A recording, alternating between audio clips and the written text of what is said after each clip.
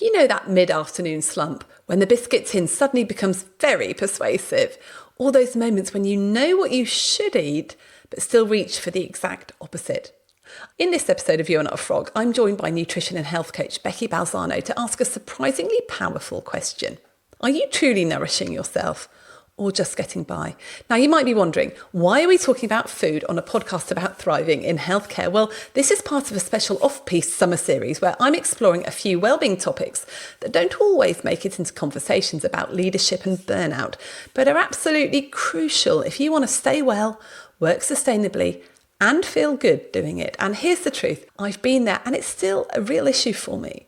No matter how well-intentioned I was at the start of the day, when 3 p.m. rolled around during afternoon surgery and there was a box of chocolates at reception or a plate of cakes in the coffee room, I didn't stand a chance. I'd tell myself, just one won't hurt, and suddenly half the box was gone.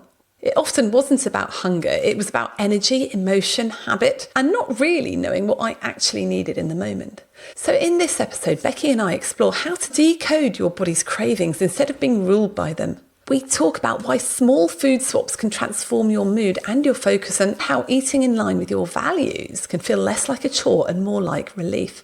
This isn't a guilt trip or another lecture about sugar. It's an honest, practical conversation for people who want to feel better, think clearer, and work happier without overhauling their entire lives. And you'll come away with practical tips to eat more intentionally, feel more in control around food, and boost your energy, especially during those really long, demanding days on the front line at work. So grab a cuppa or pop your walking shoes on and let's go. I'm Becky Balzano. I'm an ICF accredited coach and working in the area of nutrition and health. I'm also one of the Shapes resilience coaches, and I have studied NLP as well. So I bring that into the work that I do one-to-one with clients or working in organisations, particularly in the areas of helping people to make changes, sustainable, simple changes in their eating in particular. Just one element of our health. We know that there's lots of elements, and we talk about this on the Shapes program as well. There's, the emotional side and the boundaries and the sleep, all really, really important. But my fascination is really with the food and how we nourish ourselves. It's wonderful to have you on the podcast, Becky, because I think a lot of our listeners really struggle with eating, I think, and it's not necessarily knowing what they need to eat. I mean, I know exactly what I need to eat. I listen to all these podcasts that tell you what I need to eat, but for me, later in the day, I find myself reaching for that chocolate bar, really craving donuts, things like that. And then I'll eat stuff. And I think, why did I do that when at the week I'd set all these expectations? I've even planned my menu. But it seems the one thing that's really, really difficult to crack. I think for lots of people as well, they're working in very high stress, very busy environments. It's quite difficult to get access to the right stuff. But I think this nutrition thing, I think it's easy for us to go either way. Either we can get totally obsessed with it, log everything, say that we're not going to eat gluten, dairy, this, that, and the other, and become a complete bore. And so your friends are like rolling your eyes whenever they're out with you because you're like, well, I can't eat that. I've got to go to a restaurant that's like this or whatever. Or we're like, oh, sod it. I just, it's too much effort. I know what I should eat, but I'm really tired and I need a bit of dopamine. So I'm just going to go for those cream eggs. In fact, side note, on Instagram the other day, I saw an advert for a just roll pastry around a cream egg that you put in an air fryer. I was like, oh my God, I think I would have died and gone to heaven. That's what you're working with me. and I think probably a lot of doctors are like that as well. I think under stress, it's obviously a lot worse, isn't it? Because we try and do those self-soothing, comforting behaviours, which for some of us, some lucky people don't get hungry and crave sweet stuff when they're stressed, but unfortunately other people like me, I really do. But I know there are health implications, and I know actually, even though there are long-term health implications, that often doesn't motivate me, but actually it's how I feel day to day. And so what I'd love to talk about today is how we can change how we feel and how we behave and how we perform and just our overall happiness just by eating the right stuff. Absolutely, yeah. And honestly, Rachel, you're completely not alone on this. So lots of the people that I work with are, absolutely hugely capable. They know what they should be eating, shouldn't be eating, and they've got all good intentions. But you're right, it gets to that sort of afternoon and you might reach for the biscuits.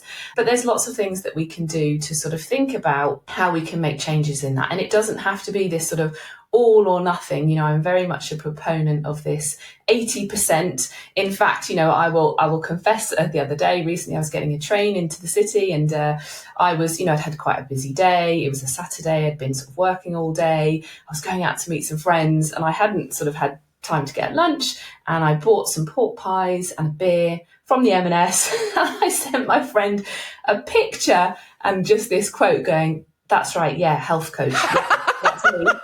Becky, I love the fact I'm picturing you on the trip with your pork pies and your beer. Yeah, and so this is it, right? It's that we're probably not going to eat 100% of the time in the ways that we want to, and maybe we don't want to. But I think for me, it's certainly become much more intentional, and I feel that I've got that control back. I made that intentional choice to choose those things, and I equally have the same sort of power and intention over not eating those things as well, because I know, like you said, on a day-to-day basis exactly how I feel. And so, again, the people that I work with, they'll say, "Oh, I'm no longer needing that afternoon nap," or "I'm going to the toilet regularly," which is really helpful. Or actually, my migraines have stopped. My anxiety is down. My focus is much, much better. And so there's a huge amount that we can do in terms of what we're eating and what we're not eating. So there's always these sort of two camps. There's, okay, here's some things to go and do, and here's some things to reduce. But it's certainly not about a sort of bikini body for summer or anything like that. And it's not about being totally virtuous 100% of the time. It's, what does food really mean to you? And you look at people's environment, their values, their identity even. I can hear from what you're saying, Rachel, it's sort of, well, all or nothing. And so, that's perhaps a little flag to your personality. And other people will say to me things like, "Yeah, but it's really boring, isn't it, to eat like that? And I'm such a spontaneous person." And so you can instantly hear then in people's language that sort of clash of values. And that's where we would start to unpack, we would start to sort of dig in to the detail and help people to sort of reframe some of their beliefs around food. I think that all or nothing one is definitely there, because I do have some really good willpower. I really do. So if I put my mind to something, I can do it for a short amount of time. I think that's like most people, isn't it? And so I started off Lent going, right, I'm stopping sugar. And I managed to stop sugar for like 3 days. Yeah, great. But then the minute it's like, so if this all or nothing, and once it's gone, it's like, well, I'm doing it now, so I might as well. There's also I think it's just at the end of the day, I think there's that reward belief as well. So there's that, I've been working really hard. I've still got a couple of hours of work to go. I just need that little treat, or I guess it's an energy boost. But for some reason, I never think, I'd love that energy boost by having a nice apple. I need that energy boost by having some chocolate, or, I try to eat a lump of cheese and some nuts and an apple, but it's sort of like I'm hunting around. I'm literally hunting around to see where have I got something sweet that's going to make me feel good. So I think there's a lot of the dopamine reward system going on for me there. And people, listeners know I have ADHD, as you know, Becky. And so I think that's probably exacerbated.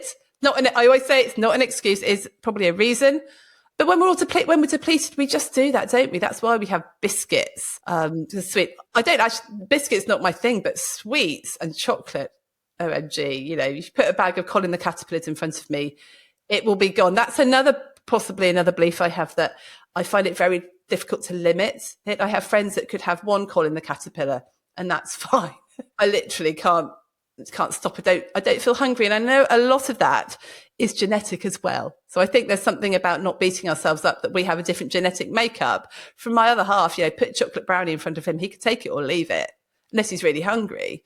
But for me, even if I'm really full, I'll be eating that brownie. Yeah, you're absolutely right. There's other things at play here. You know, with the dopamine hit, with the insulin spikes and crashes, and we sort of hear about that all the time now, don't we? And your body sort of signaling, oh my goodness, there's no food, because I've had an insulin crash. So release some cortisol, kick me into action, and definitely that treat. We were given that as children, weren't we? It was sort of, if we fell over and grazed our knee, our mum may have said to us, oh, have a chocolate biscuit or a piece of chocolate, or something like that. And we certainly deserve something, don't we? We've worked really, really hard. Of course we deserve something. So there's lots of things at play, and if we sort of look at that in terms of the different levels, I use my NLP here, and I sort of refer to a really helpful model, neurological levels. And we can look at, kind of where this problem sort of manifests, where it exists, and then we can kind of tackle it. So at the very base of that, you've got your environment. And so if you've got that packet of colony caterpillars in the house, that's already something that's going to impact, if it's not there, if it's out of sight, out of mind, so we might be perhaps in an office and there's lots of people who love bringing in cakes and biscuits, and it's somebody's birthday, and that's sort of a tradition in the office. It's the people around us. Do they sort of eat and drink those sorts of foods? So yeah, there's the area of environment, and then there's our skills and our knowledge. Do we have that skill set to cook? And some people, don't. Do we have the knowledge about what we should eat, what we should not eat? But then it does shift into the beliefs, doesn't it? And I know we talk about that in Shapes in terms of, what do we believe is happening in this situation? What is our belief about, what we deserve? What connections have we made in our mind about food? For some people, it means success. I have that abundance now that I can have all of this food around me because I'm successful, or, it's giving me all this choice, or why shouldn't I? I can, it's no longer something that my parent maybe controls, in the sense of, we'd say, oh, can I have a such and such? No, you can't, and then we become adults and it's like, right, well, I can have that thing now. And I'm working with another, a man at the moment, and he allows himself that because it's the one area in his life that he's not successful in. So it's almost as if he's sort of saying, well, it's okay for me to mess up in this area, so I will let myself do that, to quite sort of drastic consequences, really. Yeah. So we can really start to look at sort of people's beliefs around it, and then we can actually reframe. I used to have lots of the same ideas. It was kind of, well, I deserve a treat. For lots of people, it's a bonding experience because it's really wrapped up, isn't it, in spending time with people. So other people will say, well, we sit down together and we have a bottle of wine and some chocolates, and that's what we do. So that's very ingrained as well. But that's not to say that we can't change. We can absolutely sort of create new ways of thinking, new neural pathways. And we know this, don't we, from the work that we do with people. How can I reframe this situation? How can I take a step back? What else might be going on? What else might be true? I can say, well, I can also give myself a treat by having, a massage. Maybe not going to do that every day, but going for a nice walk, or having a really delicious kind of fruit salad, or whatever it is that you really like, that you think, oh, well, I wouldn't normally buy that fruit, or I wouldn't normally spend that money on that sort of food, and still having those things sometimes. How do we break those connections? So you've talked a bit about replacing the treat. So if you're thinking, well, I need a treat, you're then replacing a treat with something else. What about these other beliefs? So the first one is definitely awareness. So becoming aware of the significance you place on food. So that kind of, I deserve something. You've quite rightly pointed out, you're aware of it now, and it's like, right, I deserve that thing. Why shouldn't I have it? So, some of it will be your gut biome shouting at you, feed me more of that sugar because that's what I want to eat. And we know there's that brain gut connection. But we can, with some of the NLP techniques, we can kind of remap those neural pathways. We can replace that sort of thinking pattern with a different thinking pattern. And, you know, not to go too much into it, but we use things like our representational systems. We get really clear on the strategy that people use. So I might say to people, teach me how you do that, you know, how you end up having a biscuit or a bag of colony caterpillars. And we sort of break it down step by step, and we almost interrupt that habit. So it's that habit loop, you know, and lots of people have talked extensively about this, you know, James Clear, and we in his book Atomic Habits, he looks at this as well. It's interrupting the reward system. And we need to try on these new beliefs, don't we? We need to start thinking slightly differently and practice that. And every time we practice that new belief and there is a different reward, so we feel really good about ourselves that we haven't eaten that thing, or, you know, we feel very virtuous, or we physically feel better that day, we're going to get that instant feedback. And so it does take a little bit of time, of course. A new habit, a new neural pathway takes time to sort of bed in and to become the default way of thinking. But absolutely, we can do it in the same way as you probably got into a car when you were learning to drive and you thought, oh goodness, I'm never going to be able to do this. And you go through that pattern, don't you, of becoming, you know, consciously competent and then unconsciously competent, and you don't even think about. So right now, I don't really even think about, you know, I used to drive to Cornwall. Oh, I still do drive to Cornwall very frequently. And every time I went to the petrol station to fill up, automatically would just pick up a couple of bags of scampi fries. That was the thing. Maybe 3 bags of scampi fries. I love learning about your eating habits here. We've got pork pies and scampi fries so far, Becky. I know. And as you know, I'm a real sort of advocate of thinking about food in terms of food sustainability as well in the environment. So they're things actually that I've really wanted to. So again, our intrinsic motivation, you're talking about our beliefs, if we go sort of higher up those neurological levels, we get to things like our values.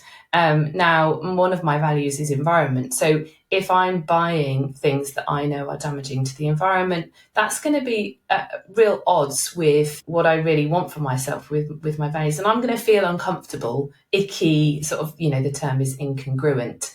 And we know when we feel like this, don't we? We might start feeling like, oh, this just doesn't sit right with me when I really think about it. And further up that scale, it's our identity. So if I said to you, you know, I am a smoker, you know, my behavior is going to follow along, my beliefs and values and things are going to follow along with that identity. But if I remove that as an identity and I might say I smoke, it drops down to a behavior and it's easier to change. So we work on a different level on this sort of model of neurological levels. And if we change that, then the other things often will fall into place. And then we practice. So we create a habit. We start with something that is so ridiculously easy that we don't get that negative, you know. So giving up sugar for Lent, you know, depending on your sort of appetite for sugar and, you know, how much sugar you eat, could be easy, difficult, you know. So I've also given up sugar for Lent. So as my partner, he messaged me yesterday and said, I'm desperate for a biscuit with my tea. Today I've had a third meeting where somebody's brought sweets in, you know, and I sort of joked, sort of said, oh, stay strong, darling.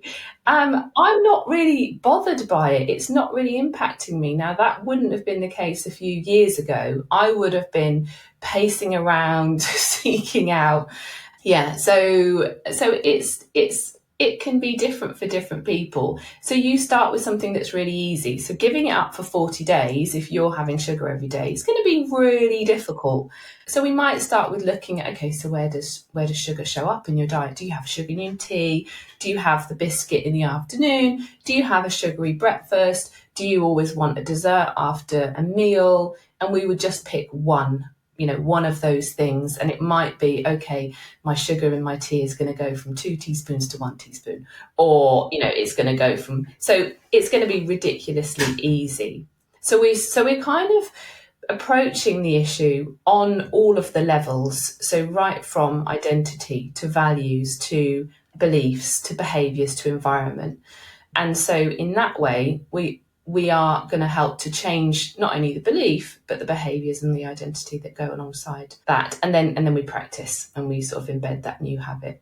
And it becomes then almost unconscious. I remember giving up sugar in my tea, thinking, I'm never going to happen. And now, if I pick up the wrong tea or coffee now and it's got sugar, I'm kind of like, oh, it's awful. So, and similarly with desserts, and I've sort of, picked away at these things, one thing at a time. I think that's often a mistake that people make, is they say, right, that's it, January the 1st, whole new diet, whole new exercise. And that's just not going to work. We know it doesn't work, don't we? We have probably, people have apps on their phone with a whole new fitness program on there, different apps on eating apps. And so we know that it's not that. It's not the information. It's not the fear of the information. Otherwise, there'd be lots of people who don't smoke. We don't smoke because it's not that we don't know about it. And again, going back to this sort of the reasons we do it, it's often referring to NLP, because I find NLP actually, along with sort of coaching strategies, the NLP techniques can be really, really useful. And that's the neuro-linguistic programming, the sort of the internal dialogue that we have. And with food especially, or things like smoking or behaviours that we think, well, I don't want that behaviour. I know it's bad for me. Why am I doing it? It's often the secondary gain. So we talk about this secondary gain. So smoking is a classic one. We don't really get a gain, do we, from the taste of cigarettes or the feeling that it gives us. What we get a break from our working day. We get a moment to pause and focus on a new task. We get a social connection. So we might go, it's that person that you go out, remember when we didn't smoke at work, but we might have gone to the smoking room. I remember I used to work for Cambridge University Exam Syndicate years ago, and they had a smoking room, so you'd go to the room full of smoke. Ridiculous to think about it now, but there would be people in the room that you'd see. So it was that sort of that secondary gain. And so when we're thinking about food, we want to maintain the secondary gain. So do you still get the connection with the partner? Do you still get the treat? Do you still get the reward? Do you still get the feeling of abundance? Or, if people come round for dinner, we want to give them, don't we, lots of lovely food. We want to show them that we love them. So we're going to give them more things and feed them. And we're going to accept that gift of love that's coming in the way of food. So how can we maintain that? Of course, we want to maintain the gain that we get from those things, but just in a different way. I can equally, and I used to say to people, oh, you would go for a coffee and a cake, it's great. Now I say, and I think I've said to you recently, Rachel, let's go for a walk. So we can still have the catch up, and it's really nice. The weather's gorgeous at the moment, and, maybe we'll take a mug of coffee with us, but we won't be passing a sort of cafe or having a sticky cake, and we'll feel good. So we're still sort of doing the same sorts of things, still bonding with people, still having a treat. That secondary gain is something really interesting, because like you said, we all know with cigarettes, like the nicotine, you can get over the nicotine addiction pretty quickly, like only in a few days, and you can use nicotine patches to wean you off it. So the physical craving goes. It's a psychological thing, isn't it? Totally the psychological craving. I guess with food, it's a little bit different though, isn't it? Because, nicotine, we can live very well our lives without nicotine. Like nobody needs nicotine to survive as a human being, but we need food. We have to eat to survive. And it's part of every single culture, isn't it? And we all use it as a treat. We all have special occasions where we eat particular types of food. So telling yourself, well, food isn't a treat or whatever, that's not true. And also our brains are hardwired to crave sugar, I guess, aren't they? Because it's a survival thing, and it's like, oh gosh, my blood sugar's low. What can I get that's going to give me the biggest boost? Even though we know now, then there's lots of research, isn't it, that these high sugar peaks are really, really bad for us in terms of inflammation and diabetes and all of that. So we know that. But not only have we got the cultural thing, we've also got the thing we have to eat to live. We've then got our bodies saying, oh, I really need this. Microbiome doesn't help. We'll maybe talk about that later. So there is a lot of secondary gain, but part of the secondary gain is staying alive, which is important, obviously. It's true. It's true. I would just unpack that a little bit, and people will say that, well, I can't stop eating. I can't stop just eating. And I say, well, absolutely not. But how many different foods do you know of? And I'm suggesting maybe, or I'm inviting you maybe to cut out one item. So you could stop having sugar. You would definitely not die. It's one I might item. though. I might. And well, we do know it's highly addictive sugar. It's in so many things. But yeah, so I think, there's a bit of learning here in terms of, or being a bit more intentional. So looking at the ingredients of things, and saying, okay, I could actually cut that one item out. So even if it was just one item, so it was sugar, which is probably the one that would make the most difference, I think, to most people. It's in so many things, baked beans. I think I picked up a can of tinned mackerel the other day it did have tomato sauce, but there was sugar in it. And you just think, well, that's just ridiculous. It's tinned mackerel. And so, yeah, we can cut out one food group, or not group, sorry, one food item, sugar. Or if there's foods that are causing us problems in terms of intolerances, again, that might be one thing, sesame seeds, for example. And we are up against, aren't we? We're up against the marketing of all of these products. We are up against, the cultural piece, which you've talked about. And we're up against our brain, saying, we need some energy, go and get some. But our brain is fantastic, and our system is fantastic. It can make a lot of the things that we need. There's some things, we know about some essential macro and micronutrients that we do need to get from our food. But sugar is not one of them in table sugar. So we could cut that out. There's two issues I think we've got. One of them is cravings. Like when we get those cravings, it's for sugar. It can be, hunting around the house, trying to find anything. The other day I found myself eating an entire packet of cranberries just because I'm like, I need some sugar. The other thing is, a lot of us don't have much time. Now, we talk about the fact you make time for what's important, and that's really good in principle. So like in the ideal world, we're preparing salads before we go to work. We're taking them with us. We've got nice, healthy nuts in our bag that we can snack on, whatever. But sometimes you just haven't got them, and you're on call, or you're at that petrol station going somewhere, or you're at the train station, you've got M&S and all the pork pies and all that sort of stuff. So I think the time factor is huge, and add in cravings and not having time. And that's the perfect storm. Now, I guess there's something about, change the environment, change that, and change the busyness and stuff. And that's the ideal. But what do you do when you are in those situations? Great question. The Shapes Toolkit comes back to me in here. That's sort of treating the symptom. We want to work before that. So we want to not be in that stressed, rushed position. So it is sort of working on that. How can I make sure that I don't get myself into that position where I'm really stressed and rushed, where I do have the boundaries and the ability to say no. But sometimes, you will have that thing. But I think if you say, well, that's going to be sort of 10%, 20% of the time, and there are also, choices that we can make even within that, and help it not to then snowball into, oh, well, I've had, a croissant for breakfast now. That's the whole day out. I can restart at lunchtime. I can restart right in this moment, any second of the day. So I think if you hold that as a belief as well, some people will strongly believe, okay, well, once I've had one thing, that's the whole day ruined. We can shift our thinking on that. But yeah, it's absolutely like we do in Shapes, is before that happens, let's think about boundaries, let's think about situations, let's think about and actually, Rachel, if we didn't have anything, that wouldn't be a bad thing. So there's research now about neurogenesis and fasting.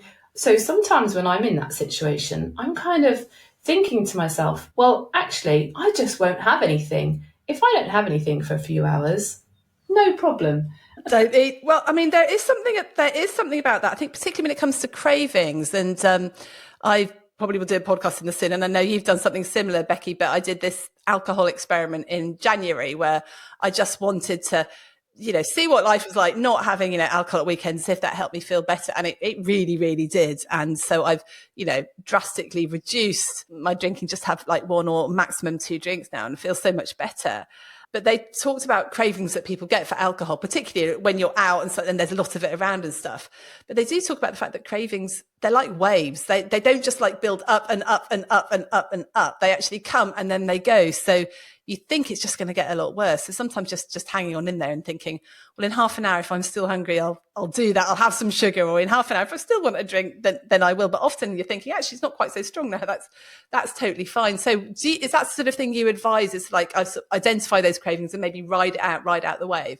Yeah, certainly, yeah. So I've done that same alcohol experiment, and they do talk about that, and also they go into the beliefs. It's fantastic, real kind of love the work, Annie Grace's work. And it's the same with food. So when I've done sort of different lengths of time of fasting, so sort of that's right from sort of 12 hours to a 3-day water fast recently, you will get hunger pangs, you will get cravings, but you're absolutely right. They last a really short amount of time. There'll be times where I think, oh, I'm sort of feeling peckish, or I'm feeling hungry, or I'm feeling, I would really like whatever. And you just take a few deep breaths and you acknowledge it and say, yeah, I am feeling hungry, and that's okay. And I can move past that. I will be absolutely fine if I don't have that biscuit. And I've experienced it even in the morning. I try not to have anything before 8 a.m. Obviously, if I'm exercising, it's slightly different. There's a whole routine for that. But it'll be, 7:30. I'm like, oh, I'd really want that sort of creamy coffee. Have a, oat milk in it and some MCT oil. And I think, no, I'm just going to wait till 8. I'm just going to go and do something else. And that really does pass quite quickly. And again, the more you practice that, the more that just becomes part of you, just part of who you are, So I will say now, I'm a person, I don't have a dessert after a meal. I just don't have one. It doesn't occur to me. I don't miss it. I don't think about it. So the craving is that sort of can be real sort of visceral response, can't it? And physical. But there's some strength in that as well, sort of feeling into that and going, I'm doing this, I'm feeling it, I'm experiencing it, I'm overcoming that slight discomfort, that craving.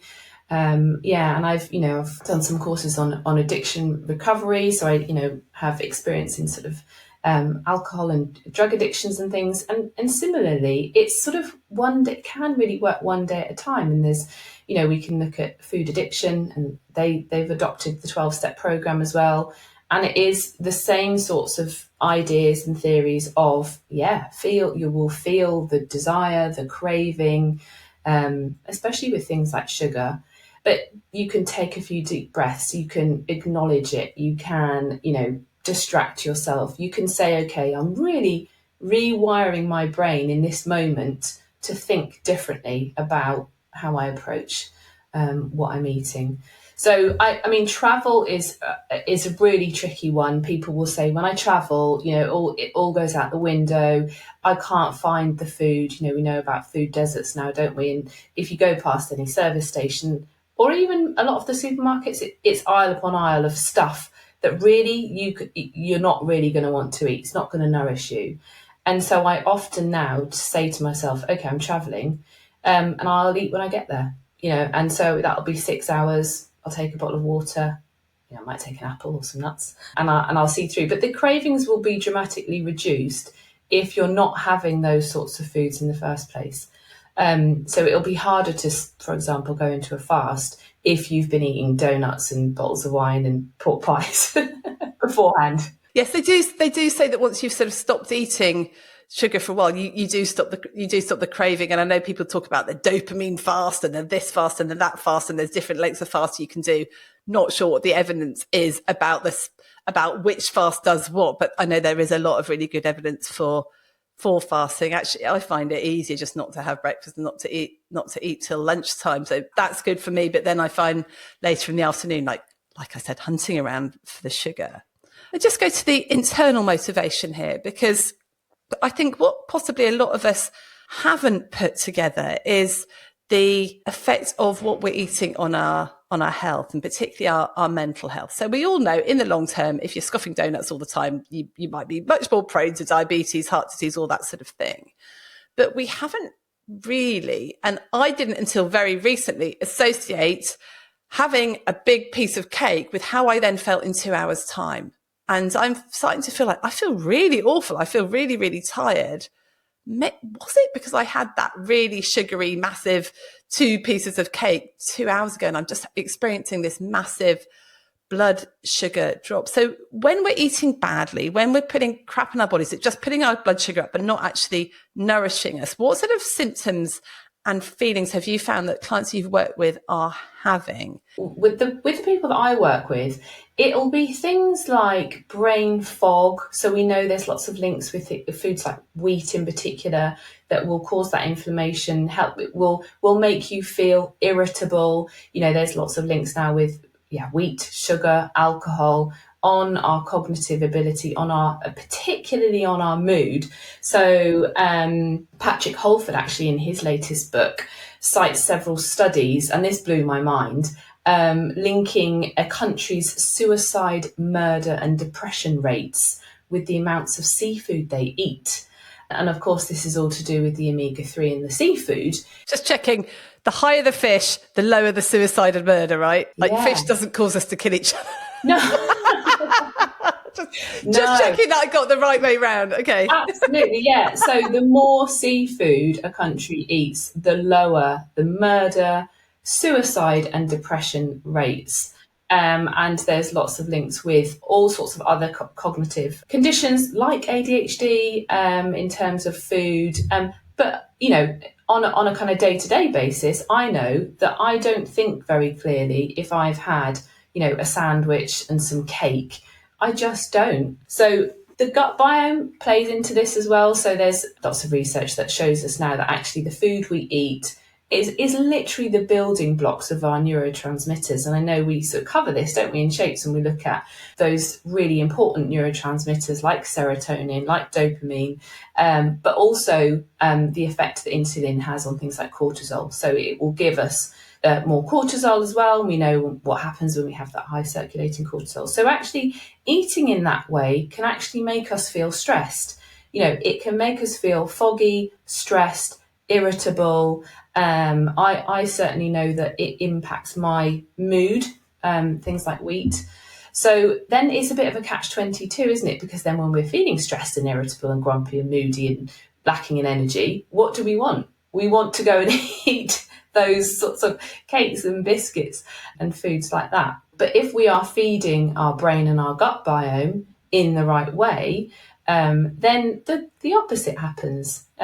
So we can sort of increase our clarity and our focus and our mood. We're going to be feeling better when we're having those sorts of foods with phytonutrients. I think that's really important, this vicious cycle that you talk about. So you're eating stuff that's probably going to make you feel stressed, but in order to feel less stressed, when I'm stressed, I don't go, oh, I could really fancy a falafel.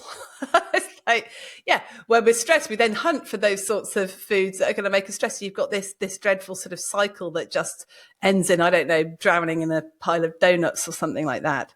Yeah, I think it's very much sort of cyclical, isn't it? We make ourselves want what we need by, you know, feeding our gut biome that's going to give us that messaging. You know, when we eat things like donuts and burgers and chips and things like that, I don't know about you, Rachel, but do you feel sort of satisfied really when you kind of eat those things?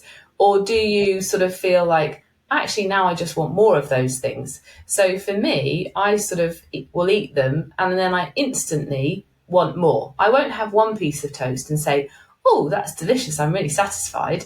I think you talked about the Colin the Caterpillars, that you will just eat another one. It doesn't give you that satisfaction, does it? So the way that we help ourselves to want what we need is to sort of rewire our brains in terms of the neural pathways of the beliefs and things, but also to feed our gut biome, which is the thing that is giving us a lot of the messaging about what we want to eat. So if there is, a huge amount of bacteria that feeds on sugar, they will be shouting the loudest. And so sometimes it's not really us choosing, it's them choosing. So we can capitalize on things like this by feeding our gut biome so that we are feeding the right ones. And also, if you think about putting things into your system that don't fuel you, you kind of create this cycle of wanting more of it. Again, I suppose it's that sort of addictive cycling. How do you feed your gut biome? What are your quick and easy ways to do that?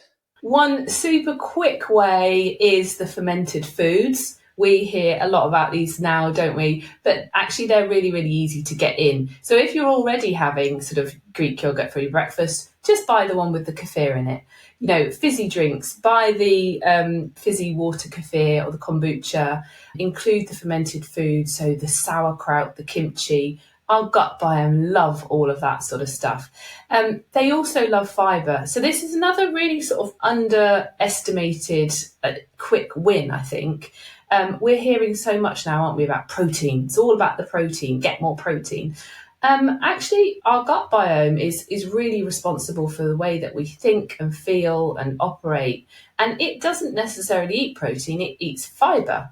And so adding more fibre into our diet is going to make a huge difference. And of course, that's going to regulate blood sugar and things like that as well, isn't it? And reduce inflammation. It's going to help us to feel fuller for longer. So we're probably not going to want to eat. Also, if we're having fibre-rich foods and we're having to chew our food, so again, lots of these ultra-processed foods are very easy to eat, aren't they? They're soft, palatable, we can chuck them down, swallow them down, we don't have to sort of chew. So that sort of chewing not only gives us that fibre, but it's also that cephalic phase of digestion. So it's really helping our brain and our gut to sort of think about, there's food coming in, all the signalling that goes on then around that to help us to feel sort of satisfied and nourished. So adding is like simply adding vegetables to your plate. So can I get, and again, going back to making it very easy. So not saying change the whole plate now, but can you add one more thing, one more piece of veg? Can you switch to wholemeal bread? I mean, I would like you to not eat bread at all, but can you switch to a wholemeal? If you think about, porridge, for example, somebody will say, porridge is really great. So I have one of those sort of instant oats with syrup. It's like sugar, isn't it? And you're thinking, okay, so porridge is just not one item anymore, is it? When I have porridge, I'm having overnight oat groats that have been soaked with flax seeds, and I'll add some kefir and some berries with them. And I would have made that the night before, so it's really quick. I might have made 3 jars, pop them in the fridge. I'm not having instant oats. So all of these foods really have a scale, and it's about just saying to yourself, okay, how can I go up that scale a little bit more? How can I rebalance my omega-3, my omega-6? How can I add? So another really, really simple one, tablespoon of ground flax seeds. Now that's going to kind of tick, 3 boxes. You're getting the fibre, you're getting the omega-3s, you're also getting the nutrients from the flaxseed. So those things are really simple. Have it in your fridge, chuck it onto a salad or a smoothie or a porridge, and you're going to start to then rebalance your gut system, which is often the system that is giving the message. We know about all of the neurons now in our gut, don't we, that are signaling to our brain through the vagus nerve, and how that works. So also, if you're switching things in and out, so if you're maybe having fish instead of having maybe red meat, that's kind of lowering the red meat that you have, which can be linked to inflammation, and increasing the omega-3. Combine carbohydrates with good healthy fats and proteins, so that will balance that spike.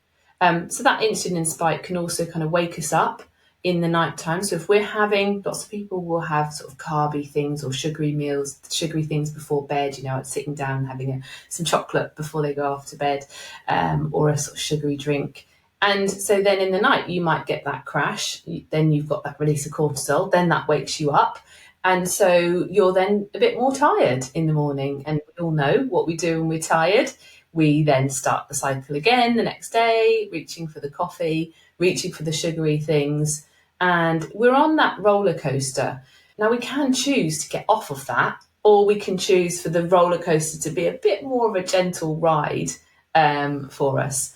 So adding sort of beans and pulses, I added much to, well, actually, I say much to their disgust. My teens did notice that I had put beans into the cottage pie meat mixture the other day. So I will add some more fibre in, because if they say, oh, I don't want the vegetables. So I put these white beans into the sort of the bolognese bit, the meat bit. And they're like, yeah, not really sure about the beans, Mum. I mean, you could have left those out. I said, well, do you like the mash? About the mashed potato on top? Yeah, the mash is really good. Well, I hadn't told them I'd added half a tin of beans to the mash as well. Stealth beanage. I love it. Yeah. So I'm not suggesting that you lie to your children. But again, it's sort of easy ways to help your biome and to rewire your brain. And then your palate changes too, doesn't it? So when you're eating, in a slightly different way and you're reducing things like sugar, and then you have something that's got a lot of sugar, you don't really like it. And similarly, I sort of noticed this, and maybe you did too, with the alcohol. And Annie Grace does a great job, doesn't she, of saying, does it really taste good? Did you not have to work quite hard to get used to the taste of alcohol? And now I find that things are actually too sweet for me.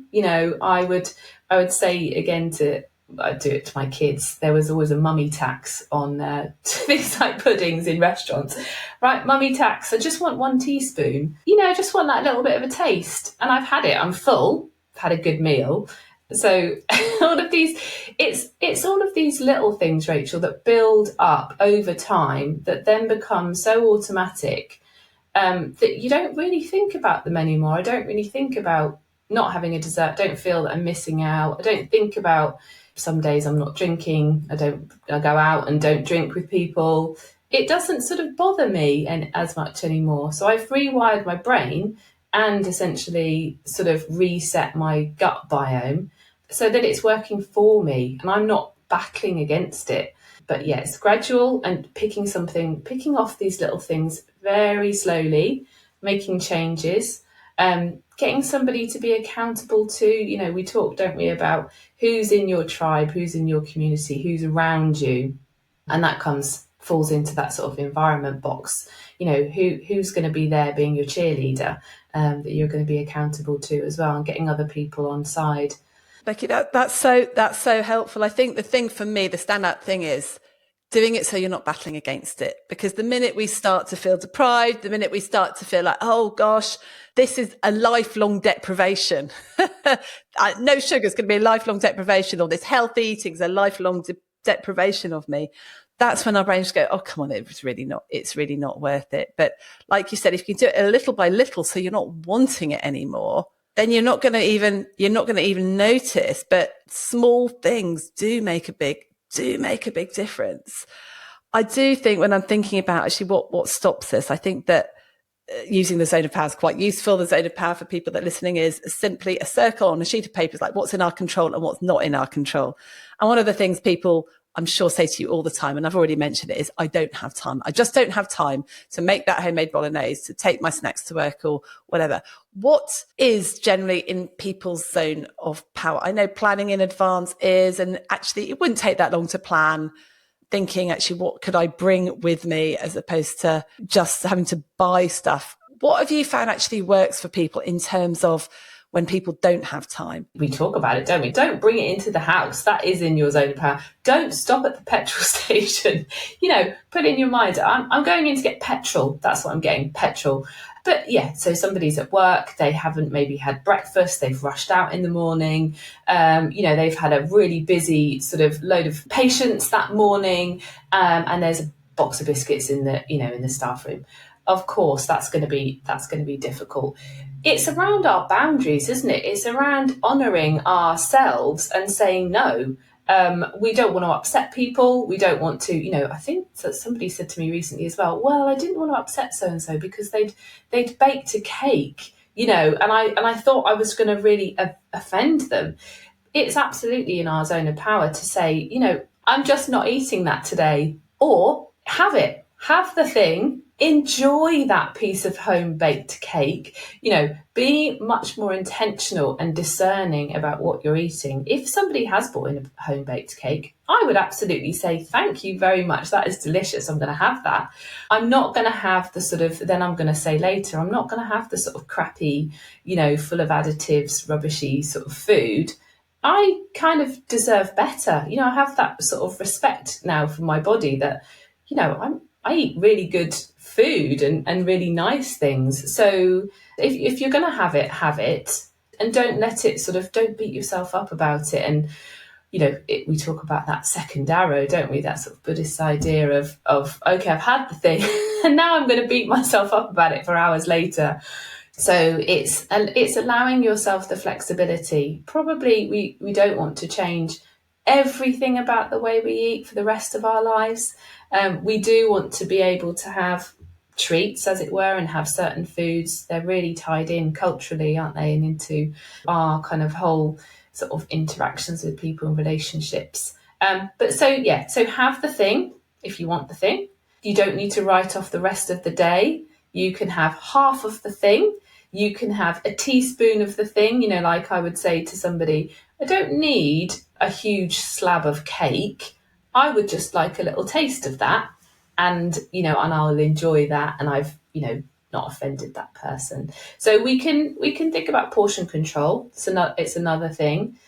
So we can say no, think about portion control. We can have it, but then not let it dismantle the rest of the day.